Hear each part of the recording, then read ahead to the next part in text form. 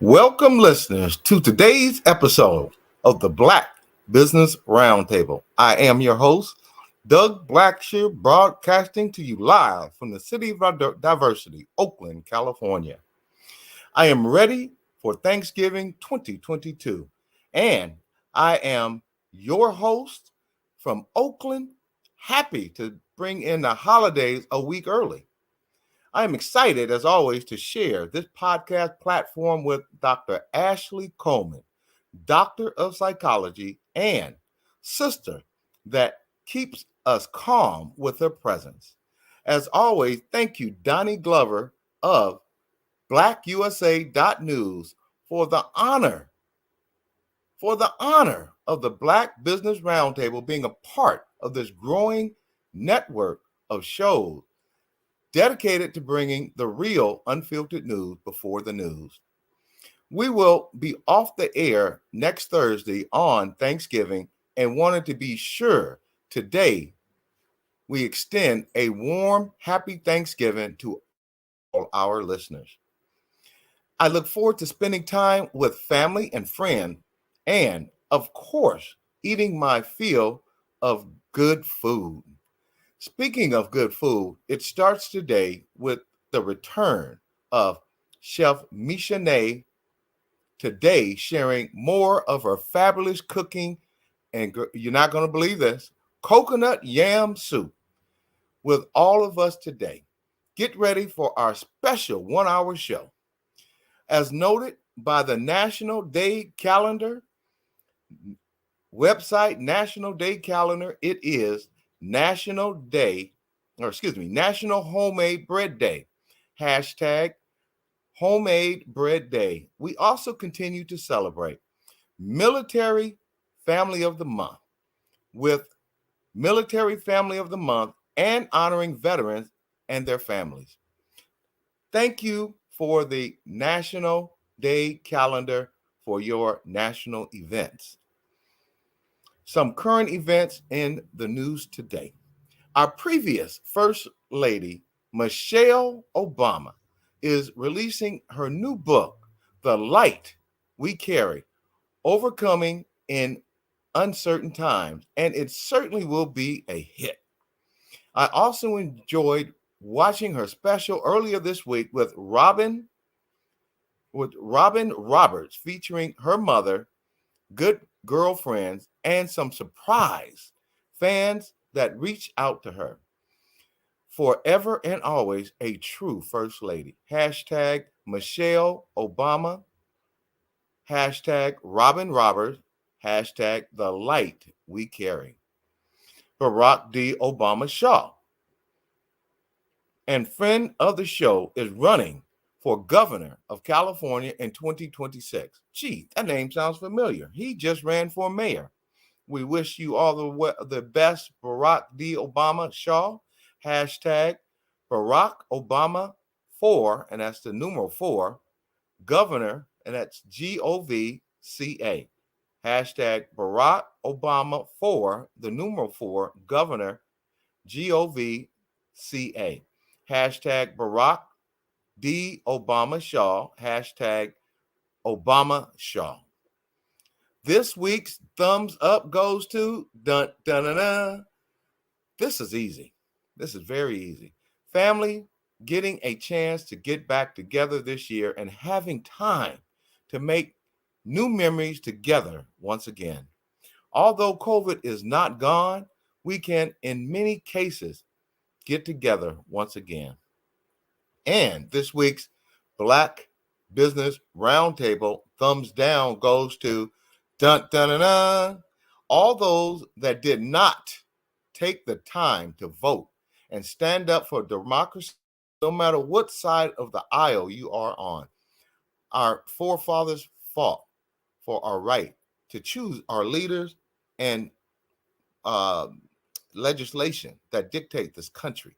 This country is in disarray because we all do not stand up and vote the democratic way. Today's show highlights. Today we are talking about the Thanksgiving holidays and what we are thankful for this year, and at our water once again over yet another dish. But my friend and new sister, Chef Michauxnée. I can't wait. And all we need is a cocktail, and I am ready. Hold on. I have a bottle of Wishira wine from my friend and going to be my new brother in Alameda. Wishira wine, they have a tasting uh, place in Alameda, and I have a complimentary bottle of wine, and I'm going to pop the top before the show ends so we can bring in Thanksgiving together, considering I won't be in next week. Once again, Wishira wine, and I have my glass ready. Thank you. Join me and everyone's favorite relaxer of our minds, Dr. Ashley, as we give you the latest and greatest right here on the Black Business Roundtable, November pre-Thanksgiving holiday show 2022. And it will also be airing next week. My co-hosts and show guests include weekly check-in with there I go again. Oh, there she is. There I go again, Dr. Ashley. Our weekly check-in with I gotta get my mouth when I see you, girl. I get woo. Okay, hold on. Let me bring it down. Okay, I'm gonna do it again. I see you, Dr. Ashley. I'm okay. Our weekly check-in with our very own Dr. Ashley Coleman, tenured and immediate past department chair, assistant professor of psychology at University of the West. Welcome, Dr. Ashley. Thank you, Doug. Good to see you. I see you're festive. I'm liking that combination. Wait a minute. Hold on. Let me take a second, show you what I got. Okay. Oh, well, I see you and raise you one. There you go. We're going to toast before the show's over. Yes, sounds great. Our next guest will include Chef Michauxnée Alier. Chef Michauxnée sits on the board of Sankofa Gardens, Oakland, and collaborates with nonprofit organizations such as Missy, motivating, inspiring, supporting, and serving sexually exploited youth. Also serves on Youth Uprising, Boss, Oakland, building opportunity for self-sufficiency. And we know what brother represents them, John Jones III, my man. Mm-hmm. Also, to create safe places for growth and education for people he wants and need it most. Once again, educate for people who want and need it the most. Michauxnée, thank you for all you do. We can't wait for you to expand on that. Her website is thebusywife.net. Instagram at thebusywife2017, hashtag thebusywife2017. And now, the national political highlights. Listeners, we will keep it light today. We want to say to everyone that took part in the process and voted this year, no matter your candidate preference, thank you for getting out there and making your voices heard. And it was storming out there, so I double thank you, because a lot of people look out in the rain and go, well, I'm going to miss this year. Audience, this country is in need of every vote. Every vote counts to keep democracy alive in this country. Thank you.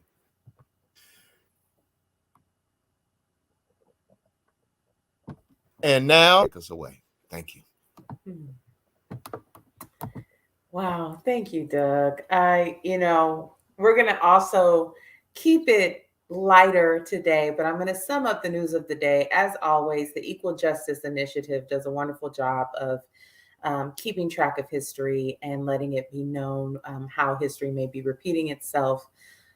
This calendar can be accessed by visiting calendar.eji.org. So on this day, November 17th, in 1937, 1,000 white students and faculty at the University of North Carolina hosted the Imperial Wizard of the Ku Klux Klan. And so on this day, again, University of North Carolina, Chapel Hill, the students and faculty gathered to welcome um, the Imperial Wizard of the Ku Klux Klan, Dr. Hiram Evans. And the UNC Political Science Department and the Carolina Political Union sponsored the event entitled America and the Klan. And amidst the rise of Nazism in Europe, Dr. Evans told students, what America needs most now is to restore the good old days when nations loved each other. And that's a universal dose of the Ku Klux Klan. And so the speech continued, again, attended and supported by faculty and white students.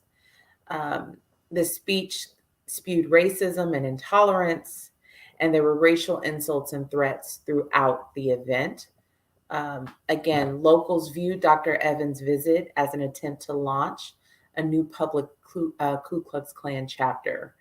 And also, Dr. Evans' appearance at Chapel Hill landed him in the newspaper, the Daily Tar Heel.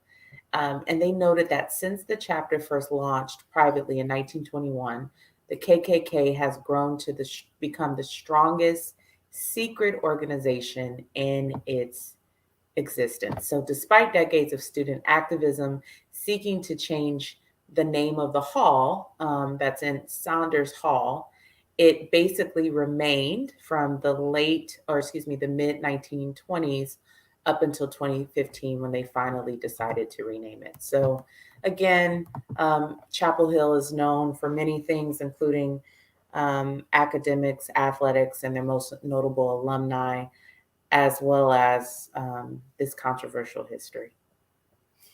Dr. Ashley, one of the things that I'd like to say to the audience, especially the young people out there, if you understood how hard our forefathers fought so that we can be free, go shopping at any store, go to any state in this union and enjoy what every other American enjoy, you would get out and vote. You would run for office. You would get educated. You would pull up your pants. You would set an example of what people who came before us had to do so that we have the freedom that we have today. Thank you, Dr. Ashley, for sharing that with us today. And once again,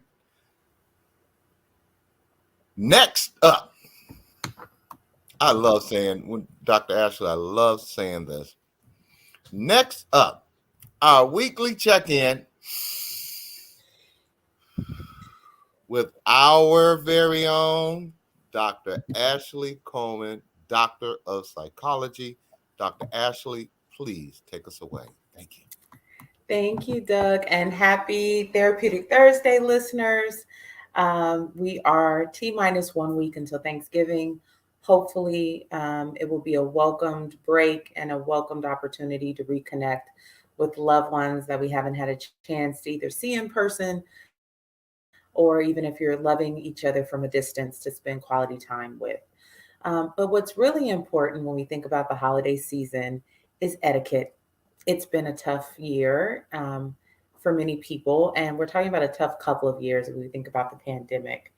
And what I love about um, my family is that we can greet or whatnot. I miss my great grandmother who's been gone for over a decade. But for Southern families, you can walk through the door and within minutes you'll either be told, "Oh, you look so good. Yes, turn around, let me see," or "Ah, oh Lord, have you put on some weight, Lord? She's getting big as a house, big as a bull." So there. I want to talk about some topics where you can love on your family members but not induce stress, because we don't know what our family members are walking in with. You don't know what it took um, to get out the bed to be there. So here are some topics to maybe consider avoiding. One, I'm going to start with what I already did: changes in appearance. For many people, sizes have changed, health status has changed. People are making do. They're there. What they're not signing up for is an e-Hollywood examination of what you think about their outfit, their hair, their weight, or whatnot. So if you don't have a compliment to share, keeping that comment to yourself can be very helpful. Other topics that can make people feel uncomfortable: politics. Yes, we just got through the elections. Yes, we just heard news of people that are um, declaring that they're running for office. And the last thing that people want to do after not connecting for a period of time is probably get into a debate or want to think about something so serious about where our country is heading. So you may want to not talk about politics. Next, exes. If someone is showing up by themselves, where is so and so? Probably not an important question. If so and so was invited, they would be there. So asking about exes or whatever happened to your special friend, maybe just waiting to allow your relative to maybe offer some information. And if they're not offering the information, maybe taking that as a cue. Again, another topic. So we have religion, money, employment status. Also, very sensitive. Within this week, we've heard of several companies that are on the verge of layoffs. So, again, if you know you have a relative that is employed at that country, just saying, I'm thinking of you. Are you okay? Pulling them to the side, but putting them on blast, as we say, or, impromptu asking them about their company or employment status in front of others can be very off putting, embarrassing, even if your intention is well. Um, Family drama and gossip, gun control, abortion, dietary preferences. If someone is staying away from the carbs or staying away from certain things, you don't want such and such. Just allowing and again, acknowledging that people's dietary preferences may have changed, respecting that, not taking it personal. If nobody wants a second heaping of your macaroni and cheese, it's okay. They're not rejecting you personally. So understanding those boundaries can be very helpful. And any other lifestyle choices. But things to check in with people about: how are you doing? How have you been? What are you looking forward to? How are you? Any special way you're going to honor ending the year well, right? So these are topics that are safe where you can communicate one on one that you value someone's, their presence. You can pull them to the side if you want to maybe check in with them more, but just keeping the conversation light and letting other people take the lead. On that note, I really appreciate you articulating the holidays are a time to share with family. It's not a time to be in a police lineup and answer questions about where is so and so and why did you gain weight. That takes the air out of the room and that makes people uncomfortable. So, as Dr. Ashley so excellently articulated, we are here to enjoy the person or the people who are here, not to quiz them and ask them questions that will make them feel uncomfortable. Thank you for pointing that out. Can I just say something before we bring our wonderful guest on? Yes, Um, please. Listeners, please also check in with yourself about what your backup plan or exit plan can be. Check in with yourself about your capacity to spend time with family and loved ones, and check in with yourself about how long to stay and what you can do if you need to pivot and take a nice drive or go visit another place. So also that aftercare is important as well. And 988 if you have emergent psychological emergencies, 911 as well, or visit your nearest emergency room.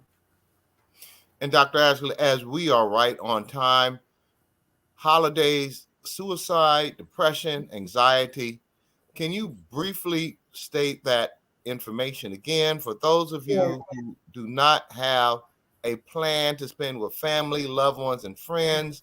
You do not stay home and become depressed and feeling hopelessness. Dr. Ashley, please. Thank you. Absolutely. So there are 24/7 resources, as Doug mentioned. Please do not hesitate to use them.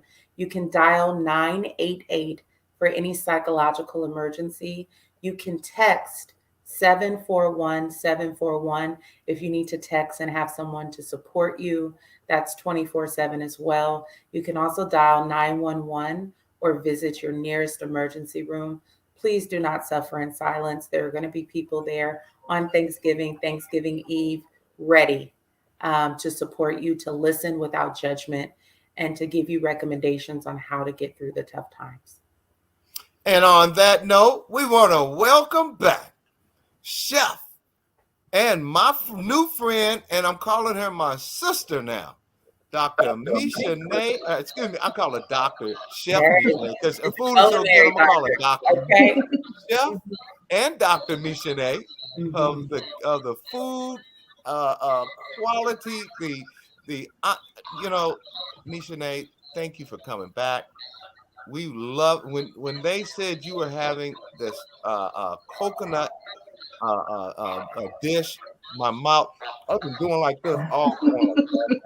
I've been checking, making sure I don't have drool coming out of the side. Dr. Ashley, well, let's welcome back Chef Michauxnée and get this party started. Chef Michauxnée, it's a pleasure to see you again. Like Doug, I'm drooling and you can't hear my stomach, and I'm happy that you can't hear it here. What do you have cooked up for us today? Today, and thank you guys for the warm welcome. It makes me feel very, very good. We're rolling into this holiday season, full steam ahead. Thanksgiving's coming right up. So I decided to share with you guys my coconut yam soup, and it's a super simple recipe. It actually came about because of Thanksgiving about 6 or 7 years ago. I'm not a huge fan of candied yams. People tend to always put too much sugar and whatnot on them, but I didn't want to waste what we had left over. And I make my yams with more honey than brown sugar and than any kind of no white sugar at all. And so I blended them and I added some curry to them. I did an Indian curry the first time I did, and it was really good. I blended them with some coconut milk, and that's how the soup was born. So now this is one of my go-to easy vegan, easy to make. It's filling, it's tasty. You can dress it up or down however you like. And it's just it's goodness, and it's culturally relevant too. It takes a lot of the foods that we ate before we were moved here, and bring them back to the forefront of our palate, right? So you see a lot of coconut milk in the Caribbean and the Caribbean foods that we eat, and yam is a staple in Africa, and in the Caribbean as well. So it's just a soup. It's coconut milk and yams blended to perfection and spiced how you like it. Today, I'm going to spice it with some Jamaican curry powder. I got this on Amazon, but it's Blue Mountain Jamaican curry powder. It's got a nice flavor to it without being so overbearing. You know, it's a good curry though, and they have a spicy version as well. A little sea salt, always a little sea salt. A little bit of molasses and some black pepper. That's it. That's all that's going in the soup. We have the garnet yam. It's such a pretty color when it's cooked. You can make this soup, if you don't want to turn on the oven, you can cook your yam in the microwave for about 6 or 7 minutes, maybe 10 minutes, depending on how big it is. I like to roast them myself just because all the sweetness comes all out. But you don't have to. Like, this is one of those ones that you can make this in about 15, 20 minutes if you want, even less. Really, it's opening the can of coconut milk, cooking your yam, and blending it all together and seasoning it to your liking. It's really simple. Today I'm using organic coconut milk just because coconut milk is a lot easier to find now than it used to be. Asian stores, though, will always have the best price for coconut milk, and they have different varieties. You can find coconut cream is sweeter than regular coconut milk. It's got more sugar in it. And some of them, like the light coconut milk, you want one with full fat. You don't want the light stuff. It's going to be a little watery. The thing about this soup that I like is I like rich and creamy foods, and so this gives me that without having any dairy in it. Right? It's very rich and all the fiber from the yam is in here because it's blended. Right, so you're not missing out on any fiber. So you got the health benefits still. You're not stripping it of anything that's good for you whatsoever. So this soup also, another version of this soup that I make sometimes is with an avocado. With a little avocado, coconut milk, some salt, lemon, and a little cilantro, and blend it all together. You have another soup. You can eat it cold or hot. I prefer my soups hot.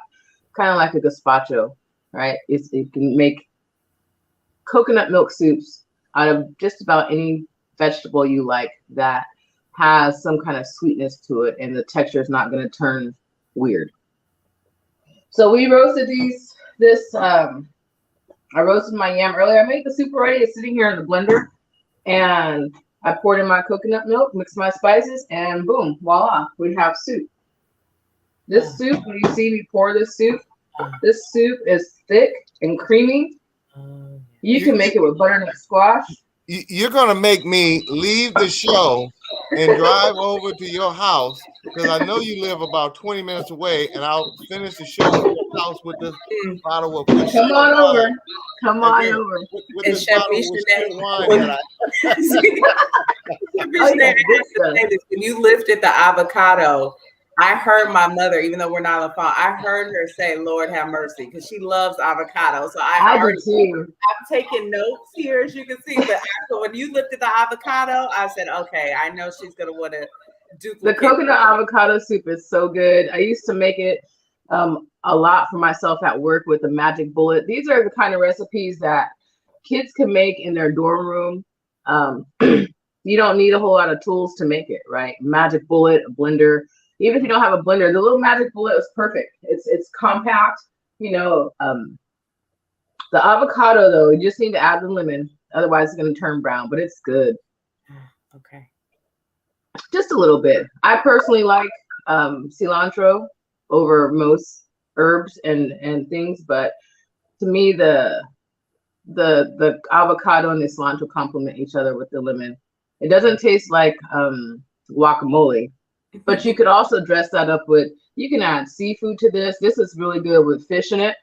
If you want to make it into a more meatier dish, like this soup base can go a long way. I've done it with shrimp before. I've even thinned it out a little bit and made a ramen and put noodles in it. There's different things you can do with simple ingredients and nourish your body well. There are simple things that you can do that you teach us to do, because I would have never in my wildest dreams come up with that dish that you just, and audience, let me tell you something, and you can be mad at me if you want to. Her crab was to die for. And those that homemade pita was to die for. Did you share? No.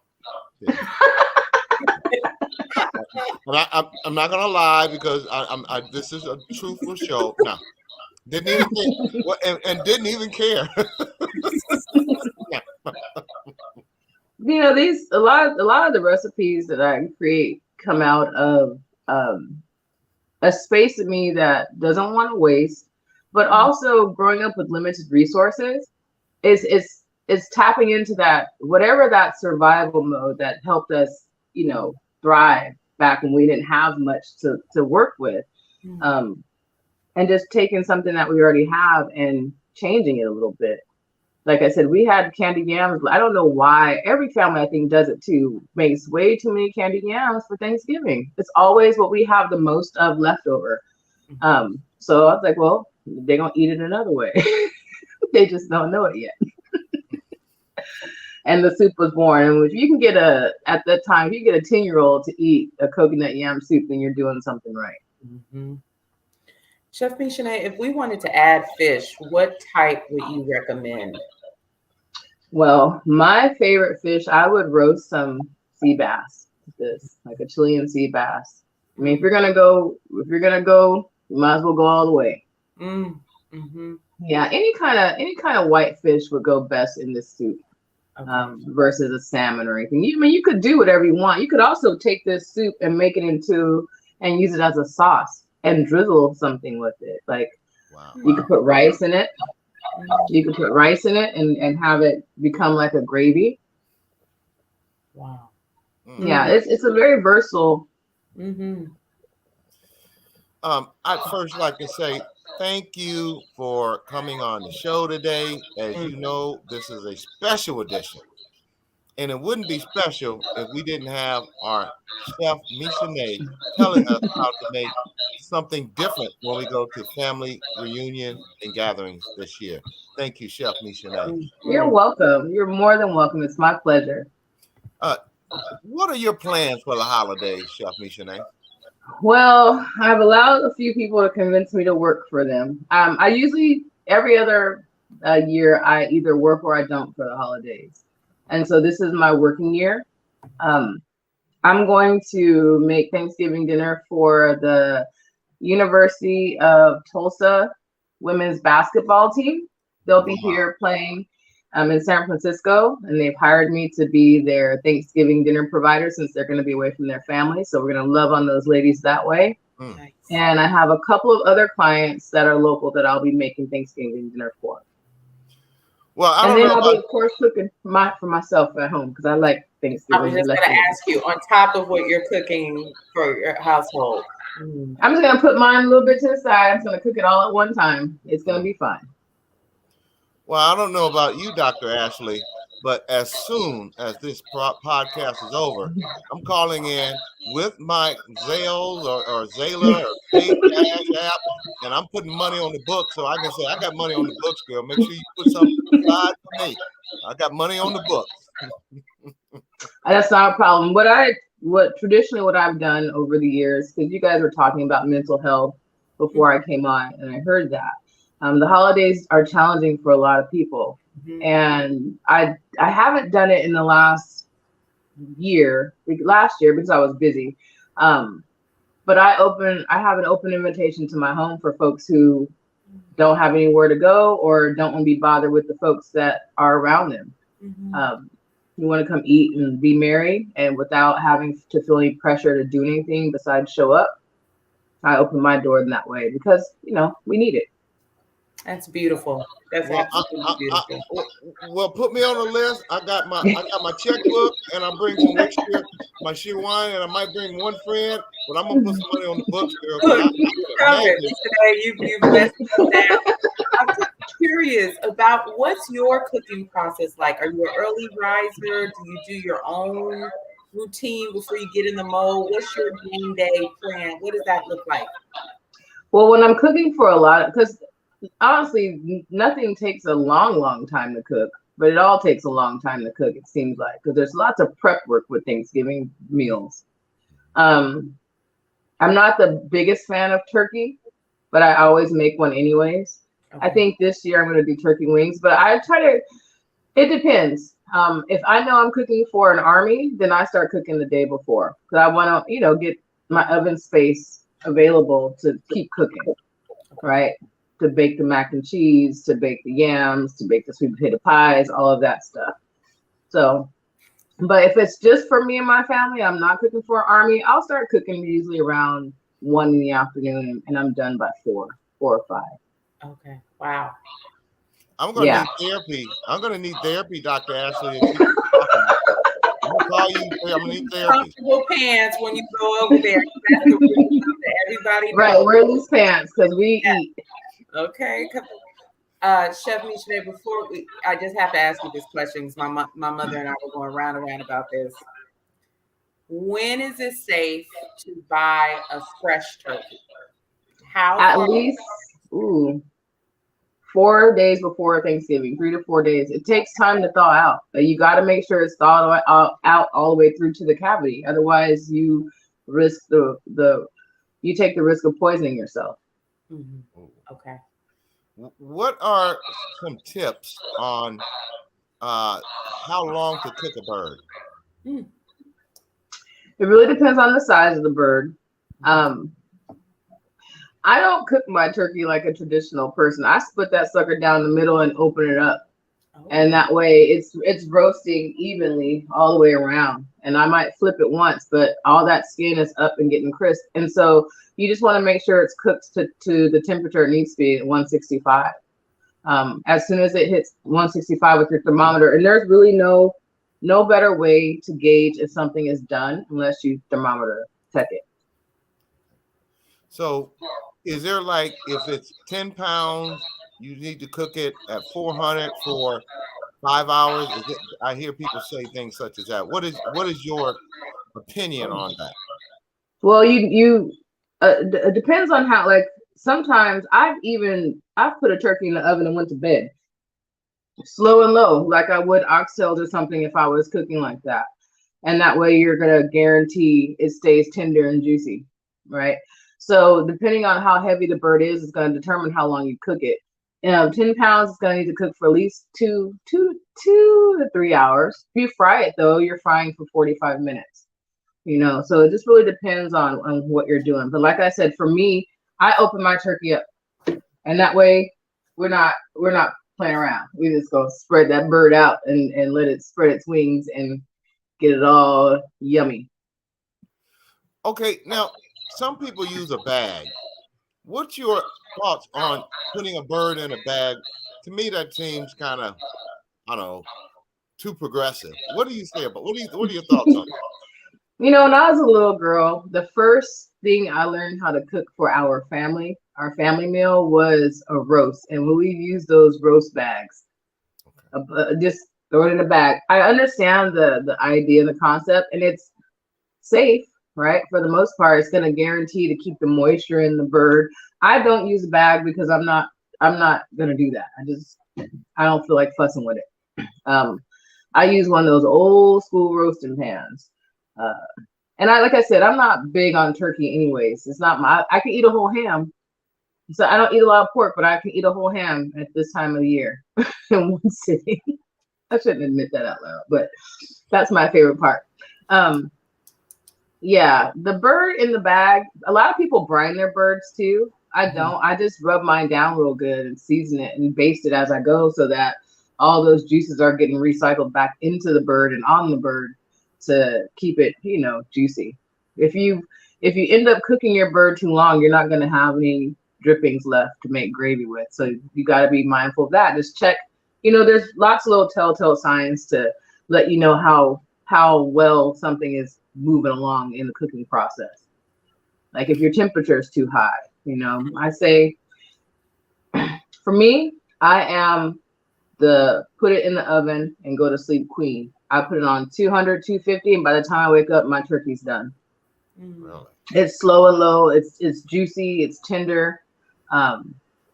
It's done because it's just been cooking just like you would, like I said, any kind of stew meat.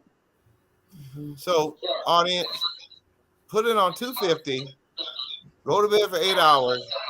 You don't have to worry about a dried out turkey. Is that correct, Mm-mm. Chef Michauxnée? Mm-hmm. It's always worked for me. Now, tell our audience some of the great nonprofit, give back, help a brother or sister out things that you do, because a lot of people get into this thing of getting rich or die trying, or like you do, you are concerned about people who are hungry, unfed. As you have indicated on previous shows, when you grew up, there was a kitchen in West Oakland or a place in West Oakland where the neighborhood went to. So tell our audience some of the great things that you are doing in our community to address hunger, especially Well, holiday season. Thank you. what I do right now is because I don't have a brick and mortar location yet, and we're gonna say yet because we're working on the funding and we're almost there. Is I just go out into my community and I love on people when I see the need. I do partner with other folks who are doing a lot of community feedings, and sometimes it's not about that. I take food over to where my grandmother lives, or I will cater an event for a lot less than what folks may be able to afford to help feed the community, things like that. I've worked with the East Oakland Collective. uh, with Candace over there, feeding the Oh, I know hood. Ken. Yeah, so we've done some Tell feeding her the Doug hood say stuff. hi. Yep, I will. And just, getting out there and sharing what I have. Like, I don't have a lot all the time. Sometimes we have an abundance. We take the leftover foods and like from the stadiums, and I give them out to folks here. I'll remake the hamburger patties into something like a Salisbury steak and add some mashed potatoes and some vegetables and give out plates here in Hayward or when I'm in Oakland. Just try to share what we have, especially during this season. I've been working a lot, so I haven't been able to do as much community work as I like, but we're getting back to that. And as soon as we open the restaurant, one of the ways that I'll be giving back to our community is to create a culinary program where folks can learn for free how to do what I'm doing and create their own self-sustainability, self-sufficiency. And that's going to be my focus going into the new year, on creating space for folks to learn how to do what I'm doing and create their own version of what I'm doing, or at least have the skill set to be able to grow a business or grow, financially without um, without any without anything but themselves, really. Just creating space for us. You are a remarkable woman. Mm-hmm. The things that you do to give back to the community. Now, I'm going to go out on a limb here. The next time you go to a place in Oakland where you're giving out food, I will help for free if you let me leave with a plate of food. Absolutely, we always feed everybody. Everybody eats. I will help serve. I will run around. I'll bring my truck. You can put stuff in just for one plate of that magnificent. I got you. I got you. I know I I got got you. you. We feed everybody. That's no one. You know what I've been doing at the stadiums on our slower nights, because the Niner games are crazy. But on the days that we had other events, I would make, because we get tired of eating stadium food. I love the Burgess Brothers. The burgers are great, but I don't want a burger every every time I'm at the game. I would make dinner for my staff and share with some of the other folks working there. And it creates such food creates so much happiness sometimes if you do it right? Sharing and stuff. But you will always eat. If I'm cooking, you can eat. You Look, shouldn't have he's said happy. that. You He's shouldn't happy. have said that. I'm He's going to happy take as a that. player. I'm going to bring that tape with me and say, this is what you said. Right, You're not right. going to He's gonna respond. replay the clip. But Chef Michauxnée, I want to thank you for being a safe space, as Doug said, clearly a pillar in the community. As a chef, though, can you tell us how it feels for you? Because it sounds like you cook with so much love. When you watch people take that first bite, and Black folks, we're so animated, right? When we take that It's a first rocket and bite, right? dances. It just makes my heart sing. It Uh, is one of the best feelings in the world. Like, I used to, at the restaurant, I would go to across the way and watch people eat, and that's my thing. I like to watch people enjoy the food. Um, and this one lady, she was tapping her foot and dancing in her seat. She's like, "What the hell you put on this biscuit?" And it warms my heart. It lets me know that I'm on the path that I'm supposed to be on. That it feels good to have other people feel good about what I'm doing and what I'm serving. It really does. That's the best feeling ever. mm, As we close this out, Chef Michauxnée, and I'm trying not to get political or confrontational, especially with the city of Oakland. As we know, Black businesses have suffered over the last 2 decades based on a disparity study, which the city spent over $1.5 million to point out what the 2002 disparity study showed. Black people are not getting business loans, etc., from the city of Oakland. What has the city of Oakland or any nonprofit organization done to assist you to getting a restaurant, as I know that you would be not only profitable, but an asset to the many people who are starving here in Oakland. Just like Everett and Jones in downtown Oakland, they've been helped by the city. And I'm not trying to put you on the spot, but is there anything that any nonprofit organization or the city in general has done to help you with your plight to get a brick and mortar place in the city of Oakland in light of all these vacant buildings that would house somebody who does the great work that you do in this city? Thank you. Yes, I have been receiving help. Actually, I'm applying for funding not through the city but through a nonprofit organization. The city has a program for minority businesses where they're loaning up to $500,000. Personally, the application process is intimidating, especially for a new business. They want to see a lot that you may not have. But the Real People's Fund is who I'm actually working with for my brick and mortar space. And it's been a beautiful experience. It's the first time I've really felt like I've been helped in the way that I need to be helped. And I have a mentor who's walking me through everything, my projections for the next years, my reconciling all my books and making sure that I'm on point, helping me write a business plan, helping me understand, what I should be looking for in lease terms, and really, really seeing me as not just seeing me as a business owner and as a person. That's who I've been working with. And I can't say enough the work that these folks, it's a grassroots organization, and they're in the Restore Oakland building.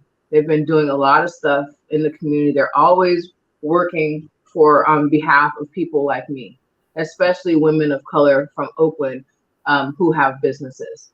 It's not just the food industry either. These folks are supporting people all across the board in different industries to help them get the funding that they need, because there is a disparity. Yes.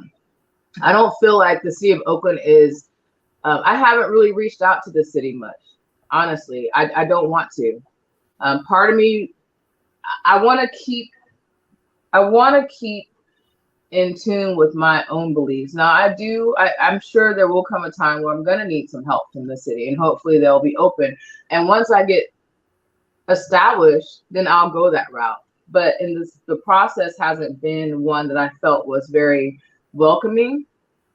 And it's not, and maybe it's my own reservations, my own insecurities in dealing with this type of thing, because I've never done it before. But the Real People's Fund is not making me feel that way at all. And they have a $10 million budget that they're utilizing to help businesses like mine get themselves in place where they need to be. If there is anything, and I do mean anything, that the Oakland or that the Black Business Roundtable can do to help, let me know. We want to keep you on the show, so when you do open up your brick and mortar, we will make sure that all of our audience across this nation, so when people fly in, they'll make a stop by your place, and people who are living here will make your place a regular eating place, such that they can promote your business and get your name out there more than what it is now. Let me be clear here, audience. And I've been told, because I have to end exactly at 5:39. But let me be clear as we wrap this interview up, and as we wrap up Chef Michauxnée's outstanding dish that she shared with us. Oakland, I'm coming for you. And I am going, you think I've been bad the last year. If you do not open up and start working with our Black businesses, whether it be restaurants, construction, sales, services, I'm coming for you. I'm naming names and I'm kicking butt. On that note, Chef Michauxnée, Dr. Ashley, would you like to ask any questions before we close this out? No, just thank you, Chef Michauxnée, for coming in. I have copious notes. My mother already texted me and said, "Ooh, Chilean sea bass," and then she said, "How did you know about the avocado?" I'm like, "Mom, I know." So, again, we want to remind our audience you will be back on December 22nd. So we have a pre-Christmas, pre-Kwanzaa, pre-New Year's segment with you. Thank you so much for being so You're generous. welcome. Thank you guys for having me. And Chef Michauxnée, please use this show as part of your get the money to start your business, where we're promoting you, and Absolutely. that you will be advertised every Thursday to my national and international, to Dr. Ashley and I, national and international audience, because your restaurant needs to be on top, and all we need to do is promote it so it could get there. We love you We're here. gonna be there. I'm not worried about a thing. We are gonna be there. We All right, love you. thank you guys. We love you here on the Black Business Roundtable. I Thank you. love you guys See you too. next month. All right, Have a great take Thanksgiving. care. Oh, wait a minute. Uh-oh. Before we go, we got a bottle of champagne. Do you have yours? Do I pop the top? How does this gonna work? I just decided last night that I'm gonna go on the wagon until the end of the year. Hold on. Yes. Let's toast Thanksgiving. It take me 1 second to get this. And while we're toasting, and while Chef Michauxnée said that, also host and hostesses, consider mocktails are a thing too. Spritzers, being inclusive of your environment. There's some really great ideas. I'm actually going to put that on my questions for your next visit here, Chef Michauxnée. So we'll be thinking of what are some festive mocktails that will pair nicely with the dishes you've discussed. Okay, that'll be fun. All right, enjoy, guys. All right, thank you, Chef. See you next time. Okay. All right, bye. Bye-bye. Happy Thanksgiving. Dr. Ashley, I saw you. So Yes. now we're ready. So now we're ready. Dr. Ashley, before we close out and give our sponsors and Donnie Glover, toast my sister. Thank you. Salute. For getting us through another holiday season. Audience, we are the team that's going to make America great again. Thank you, like Doug. that one, huh? I like it. I liked it. The timing of it was impeccable. Dr. Ashley, can you give us can you give our sponsors a quick shout out so we can make our producer happy and close out before 5:40? Absolutely. Thank you, Mr. Donnie Glover of BlackUSA.News. Listeners, please be sure to tune into our sister shows on the network. Chap and Friends on Mondays, Party Marty Let's Talk on Tuesdays. We have Black USA Crypto News with Kamal Hubbard on Fridays, as well as the Blackout Live from New York with our sister Tashmir. And on Sundays, we have 60 Minutes in Black USA with Michael Haney. To join our BBRT advertising family or to be considered as a possible guest on the show, please reach out to us via email, bbrt2021@hotmail.com. In your email, please include your company name, address, website, and details for vetting consideration. Again, that's bbrt2021@hotmail.com. As always, we're keeping our eye on some web pages that we really enjoy and voices of the community. On Instagram, we're still following the Millennial Democrats. Learn more about their platform and their advocacy. Their handle is @millennial.democrats. As well as we're still following our favorite law student who discusses his experience from a Black male's perspective. Learn more by visiting his Instagram page. His handle is @TheMaskedLawStudent, as well as following the hashtag #TheMaskLawStudent on his YouTube channel. As well, in addition to those other shows, we have the programs I listed before. We have other programming that's hosted by Donnie Glover and as well as others. These shows include the BlackUSA.News Morning Show, Donnie Glover Show, People Over Politics.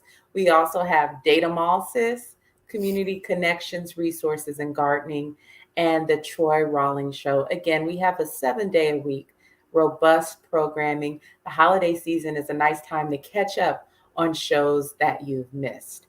As well, this Thanksgiving, we want to invite you to catch up on some, again, stories near and dear to our heart. Again, we want to stand with Carlton of Raleigh, NC 2022. In addition, we're supporting hashtag Driving While Black, Michael Thrash, Taylor County TX. We had a sneak peek of an update last week, and there's more to follow. Next week, we plan to replay this 1 hour special holiday cooking show with the Busy Wife Chef Michauxnée. Consider buying the ingredients for this coconut soup, and you can replay it and rewatch as you make the soup. It sounds very doable. Don't forget to add the avocado. Doug? Dr. Ashley, as we close out, I just want to say, I love you, my sister. Audience, I love you. Our audience has made us the #1 show on this podcast network, and we want to get better. We don't want to just sit back on our laurels. There have some great shows on here. And one of the things that I can tell you is that I've had some of my colleagues call and say, hey, Doug, you've set the bar high, and you and Dr. Ashley bring it, and you bring thunder. We don't bring smoke. We bring thunder and lightning. And that comes from many colleagues who share this space on the BlackUSA.News network, because we point out the real news in Black America. On that note, thank you, audience. You think the producer, she's smiling like heck. She goes, oh, yeah. She seems like, I know Doug was great. Smiling right now. Thank you, audience, for tuning in. And remember, together, I can't do it with both hands because I'm holding that. Together, we can listen, we can learn, and we can share, because I know you care. This is Doug Blackshear and Dr. Ashley Coleman of the Black Business Roundtable. God bless and good night. Thank you. Happy Thanksgiving. Happy Thanksgiving. I love you too, Doug. Salute. Salute.